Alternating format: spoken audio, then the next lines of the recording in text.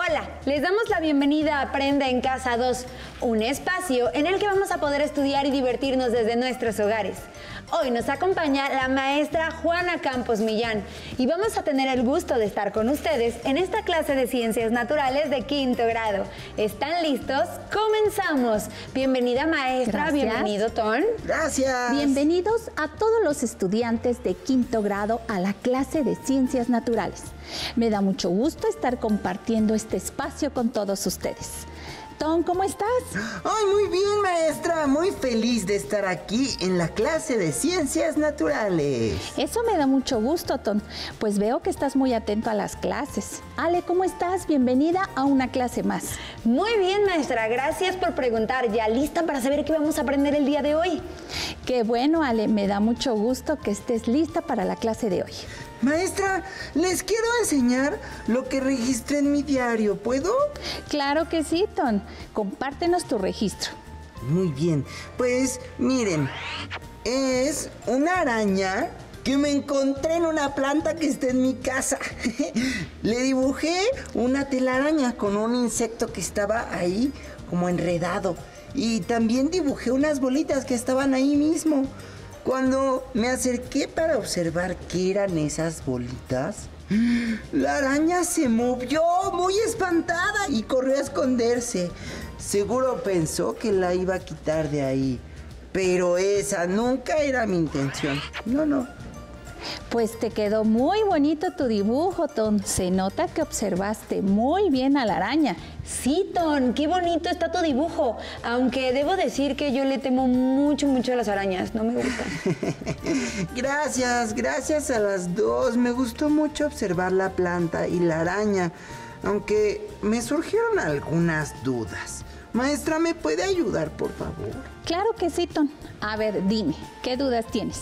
Es que después de observar a la araña, me quedé pensando, ¿por qué la araña atrapó a otros insectos? ¿Y qué eran esas bolitas que estaban en la telaraña? ¿Por qué la araña huyó cuando me acerqué? ¿Y por qué la araña estaba en la planta? Ay, Ton, sin duda te has hecho preguntas que ayudan a seguir pensando en los seres vivos. Qué interesantes preguntas, Ton. Todas ellas tienen mucho que ver con el tema que hoy estudiaremos. Antes de comenzar nuestra clase, me gustaría compartirles que el objetivo de hoy es identificar las características generales de los seres vivos, como la nutrición, la respiración, la reproducción y la relación con el medio. ¿Están listos para iniciar la clase? Sí, listísimos. Estamos muy listos, maestra. Muy bien, pues para comenzar nuestra clase, los invito a que veamos el siguiente video.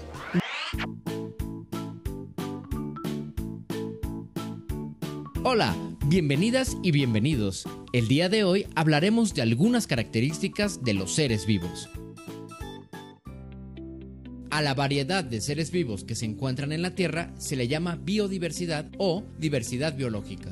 Todos los seres vivos se relacionan e intercambian materia y energía con el medio que los rodea. Se alimentan de lo que hay en su entorno, respiran el aire que hay en el medio ambiente y a su vez desechan energía y materia que modifica el medio en el que viven. Por ejemplo, cuando un ave se refugia en un árbol, come de sus semillas, modificando así la composición del árbol. Los seres vivos provienen de otros seres vivos y se reproducen transfiriendo sus características a sus descendientes. Todos los seres vivos captan estímulos del medio y responden a ellos. Respiran, se alimentan y generan desechos que sirven a otros.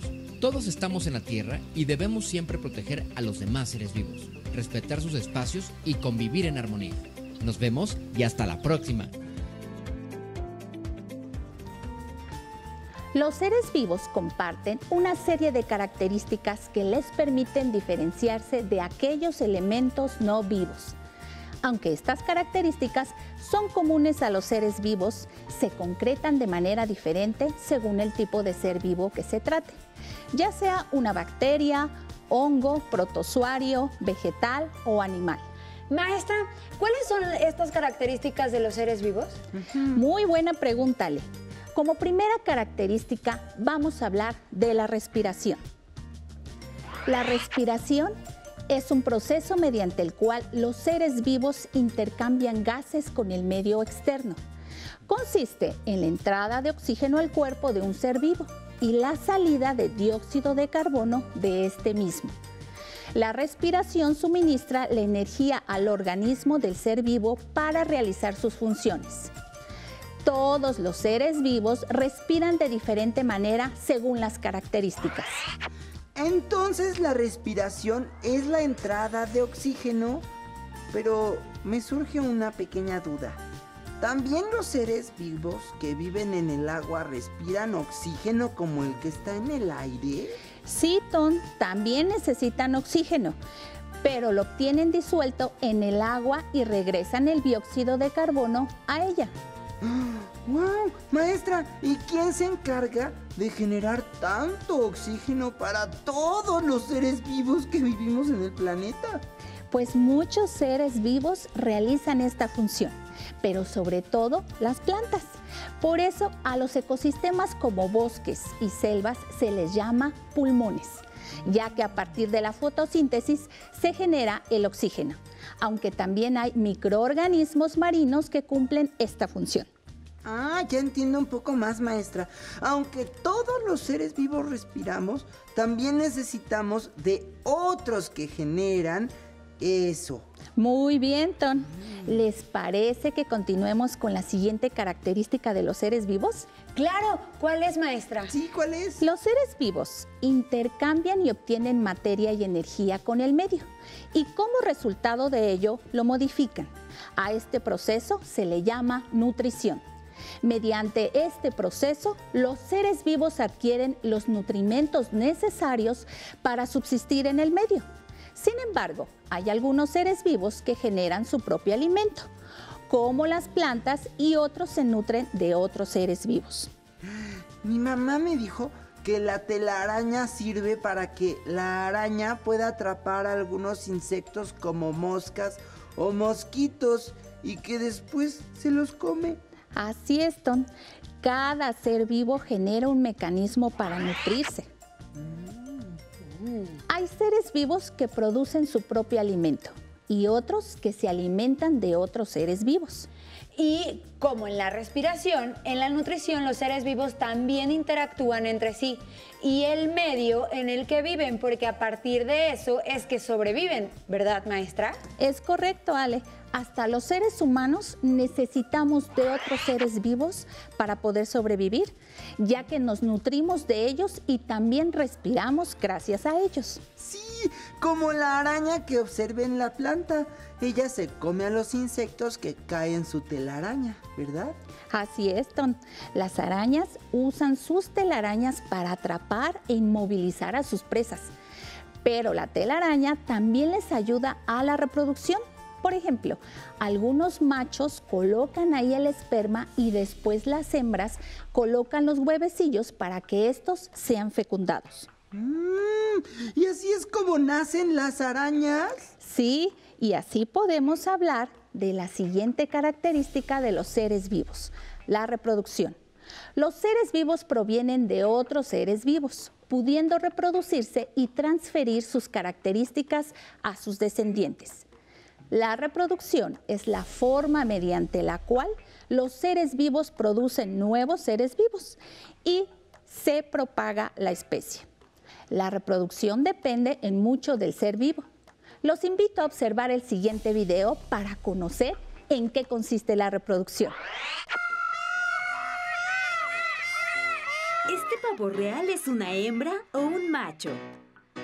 ¿Por qué será que extiende las plumas de su cola y agita sus alas? Este pavo real es un macho y lo sabemos porque tiene enormes y vistosas plumas en su cola. Los machos de pavo real hacen un cortejo para llamar la atención de las hembras y después son las hembras las que lo eligen. Este es un ejemplo de la adaptación para la reproducción. ¿Quieres conocer más del tema? ¡Acompáñame!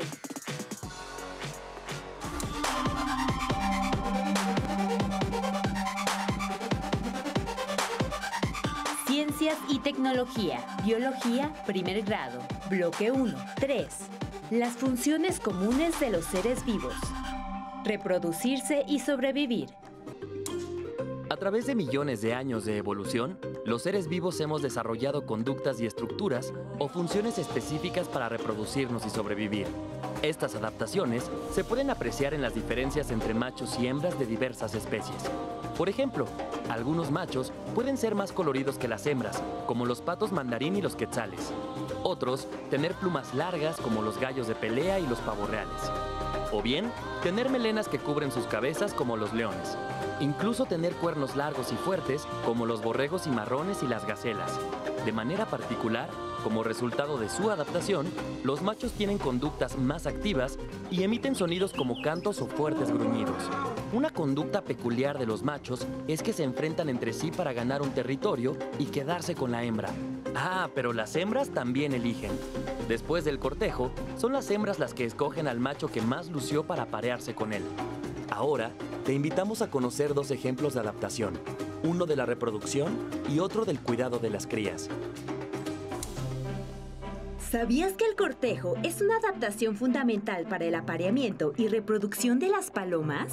La paloma macho corteja a la hembra la mayor parte del año. Primero, los machos cortejan a las hembras hasta que se establecen con una pareja y luego solo para aparearse. Ahora veamos en qué consiste. Durante el cortejo, el macho hincha las plumas de su cuello, inclina la cabeza y da vueltas alrededor de la hembra mientras emite un sonido peculiar. Después despliega su cola y la arrastra mientras corre detrás de la hembra. Una vez que están juntos, la hembra pone su pico dentro del pico del macho. Y finalmente, el macho se posa sobre la hembra para aparearse. Después del apareamiento, a veces el macho hace un vuelo a manera de ostentación y aplaude con sus alas 2 veces. Tiempo después, la hembra pone 2 huevos blancos, de los que nacen sus crías, y ambos padres cuidan de ellas. Este es un ejemplo de adaptación a nivel de la conducta reproductiva. Veamos el otro caso. ¿Has escuchado hablar de la ranita Rhinoderma darwini que fue descubierta por Darwin en los bosques de Chile? Esta especie llama la atención porque el macho es el que cuida los huevecillos. Él tiene un saco que va de la garganta hasta la ingle, en el cual deposita los huevos con su lengua. Cuando las crías nacen, se alimentan de los restos de la yema de los huevos y de las secreciones con nutrientes generadas por su progenitor. Una vez que las crías alcanzan 1 centímetro de largo y las colas se han reducido, son finalmente liberados. De esta manera, la ranita Rhinoderma darwini se ha adaptado y ha logrado reproducirse y sobrevivir.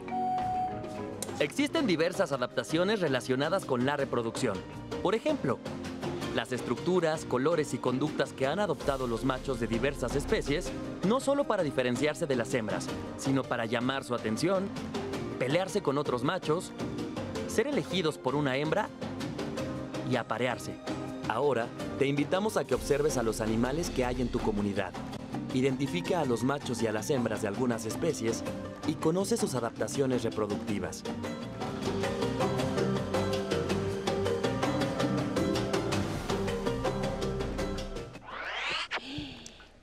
Interesante, maestra. Sí, es increíble la diversidad de formas en que los seres vivos se reproducen. Así es, como pudimos ver, la reproducción de los seres vivos está asociada a la adaptación y sobrevivencia de los seres vivos. Maestra, ¿ya podemos sacar el dato interesante de hoy? Es verdad, Tom, voy a leerlo. Sí. Vamos a ver el dato interesante o dato curioso.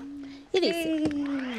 ¿Sabías que en los ecosistemas hay seres vivos que ayudan a otros seres vivos a reproducirse? Se trata de los polinizadores, responsables de la reproducción sexual de más del 80% de las plantas terrestres. ¡Wow! ¿Qué, maestra? Polinizadores, Tom. Vamos a ver un video para conocer más de ellos. Sí. Pero, ¿qué es un polinizador? Las plantas tienen un pequeño problema para reproducirse. No pueden moverse para buscar pareja. Sin embargo, para la gran mayoría su problema se ha solucionado mediante las flores. de colores brillantes, dulce aroma y jugoso néctar, las flores atraen abejas, abejorros, mariposas, colibríes e incluso murciélagos. Es decir, atraen a los polinizadores, los cuales, después de haberse posado en las flores, se despiden llenos de polen, que son células masculinas finas como el polvo. Las nuevas flores visitadas son fertilizadas al recibir el polen que se ha quedado pegado en las alas o en las patas de estos visitantes distinguidos. A este proceso se le llama polinización o fecundación cruzada. En muchos casos, la vida de las plantas y de sus polinizadores está tan íntimamente ligada que no pueden vivir las unas sin los otros. Gracias a la polinización, las flores producen frutos con semilla de las cuales nos alimentamos y también producen una nueva generación de plantas. ¡Ay, wow! Maestra, ¿será que cuando me acerqué a la araña sintió que yo era un polinizador? Ay, Ton, pues a lo mejor sí. Lo que hizo la araña cuando te acercaste a ella fue protegerse. Pero yo no quería hacerle daño. Seguro la araña te vio como una amenaza y mejor se refugió, ¿no crees? Otra característica de los seres vivos es la relación con el medio. Los seres vivos responden hasta cierto punto a los cambios detectados en su ambiente. Además, cuentan con receptores especializados que les permiten captar diferentes estímulos del medio y reaccionar frente a ellos. Entonces, ¿todos los seres vivos se protegen de lo que los pueda dañar? Así es, Ton, pero también esta característica les permite estar atentos a sus presas. Puede ser. Hablando de la araña que encontró Ton, yo sabía que la telaraña actúa como un sensor de movimiento, lo que ayuda a las arañas a saber si una presa está cerca o ha caído ahí. ¡Qué padre información! Yo solo me imaginaba que la telaraña servía a las arañas para moverse por la superficie. Es cierto, Ton. Esa también es otra función de la telaraña, la cual tiene que ver con esa característica de los seres vivos, la relación con el medio. Vamos a conocer más sobre esta característica en el siguiente video. Los seres vivos respondemos a los estímulos del ambiente, debido a que poseemos unas estructuras llamadas receptores. En las plantas y los invertebrados, los receptores están formados por una o varias células, mientras que en los vertebrados son órganos especializados que se ubican en la piel, en los ojos, la nariz, la boca y los oídos.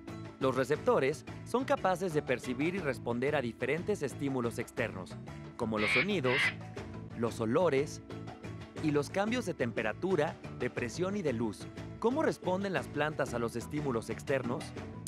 Las plantas responden de diferentes maneras a los estímulos externos del ambiente. Por ejemplo, mediante los diversos tipos de tropismo. Como el fototropismo, cuando la planta responde a los estímulos de la luz y crece hacia ella. El hidrotropismo, que tiene lugar cuando la raíz de las plantas busca una fuente de agua. Y el geotropismo, que se da cuando el crecimiento de las raíces se dirige hacia abajo por la acción de la gravedad. Otro tipo de tropismo, que solo se presenta en algunas plantas, es el heliotropismo, que ocurre cuando la planta se mueve para seguir la dirección del sol. Veamos cómo ocurre esto. Las flores heliotrópicas, como el girasol, siguen la ruta del sol, de este a oeste, durante el día, y hacen movimientos para regresar en sentido contrario por la noche. ¿Qué te parece? Y por último, tenemos al tigmotropismo, el cual ocurre cuando las plantas crecen sobre una pared vertical, como en el caso de la hiedra. ¿Alguna vez has visto a una planta moverse? Regularmente, los movimientos de las plantas son imperceptibles a la vista. Sin embargo, hay algunas excepciones. Vamos a conocer una. Algunas plantas responden al tactismo, es decir, al estímulo que tiene lugar cuando las tocamos. ¿No me crees? Pues te invito a observar a esta planta, la mimosa púdica, más conocida como dormilona. Si tocamos sus hojas con el dedo, podemos ver claramente cómo se cierran y después se abren. Esto se debe a que las mimosas tienen receptores específicos que responden a la acción del tacto. ¿Conoces otras plantas que reaccionen como la mimosa púdica? Ninguno de los seres vivos podemos vivir ajenos a lo que ocurre en nuestro medio ambiente, debido a que tenemos receptores que captan señales y responden a los estímulos externos. Las respuestas a los estímulos del ambiente son producto de millones de años de evolución. ¿Te gustaría investigar sobre la respuesta de las plantas a la luz? Para tu investigación, consigue 2 plantas iguales y del mismo tamaño. Coloca una planta cerca de una ventana y la otra en una parte oscura de tu habitación. Durante 15 días, mide las plantas cada tercer día. Observa sus cambios y escribe tus conclusiones. ¡Adelante!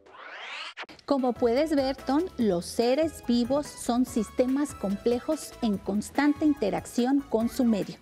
Todos tienen y tenemos una función y contribuimos al equilibrio de los ecosistemas. Ya veo, maestra. Por eso no debemos pisar a las arañas o algún otro insecto. Por más pequeño que sea, todos los seres vivos tienen una función. Muy bien, Ale. Qué bueno que lo pienses así. Maestra, me queda una pequeña duda. ¿Por qué algunos seres vivos solo están en determinado lugar? Acuérdate, Tom, que habíamos hablado de los ecosistemas y cómo es que cada uno tiene un clima, un relieve, una fauna y flora en particular. Por ejemplo, en el desierto no podría vivir un oso polar, pues no encontraría su alimento y el clima no es para él. ¿Qué les parece si los invito a realizar el reto de esta clase? Sí, yo quiero seguir explorando. Muy bien. ¿Recuerdan que la clase anterior registraron y dibujaron en su diario de campo algunos seres vivos? Pues ahora deben investigar sus características. ¿Cómo es su respiración? ¿Qué comen? ¿Cómo se reproducen? ¿Cómo es su relación con el medio? Para identificar que son parte de la naturaleza, también incluyan en su diario una descripción del ecosistema donde ustedes viven. ¿Cómo es el clima? ¿Cómo es el relieve? ¿Qué seres vivos se encuentran ahí? ¡Qué buena idea! ¡Qué padre reto! Esta vez yo también escribiré en mi diario explorador. Sí, yo también tengo muchas cosas que explorar. Pues espero ver sus diarios la próxima clase y también los de los niños que nos ven en casa. Hasta aquí llegó nuestra clase del día de hoy. Me dio mucho gusto compartir este espacio con todos ustedes. Nos vemos en nuestra próxima clase. Hasta luego. Muchísimas gracias, maestra Juanita. Muchísimas gracias, Ton. Ha sido un placer estar con ustedes en esta clase. Hemos terminado con cuáles son las características de los seres vivos. A continuación, geografía. Espero que lo hayan disfrutado tanto como nosotros. Hasta la próxima. Pero antes, a movernos un poco.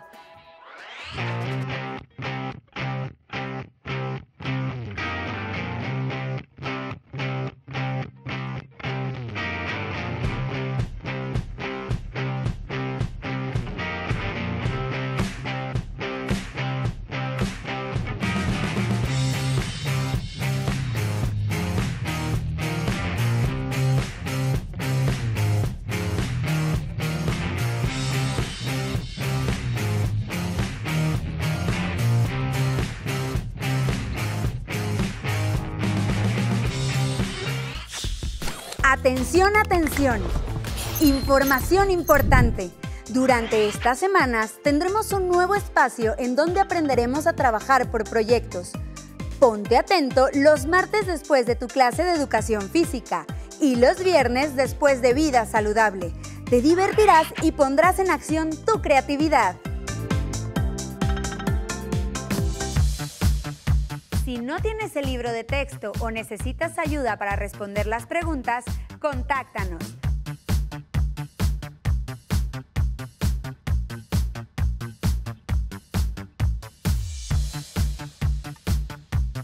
También puedes encontrar los libros de texto en la página conalitec.cep.gov.mx. Si quieres volver a ver el programa de Aprende en Casa, lo puedes encontrar en la siguiente liga, aprendeencasa.cep.gov.mx. No se muevan de su lugar, tenemos algo muy importante para ustedes. Acompáñennos.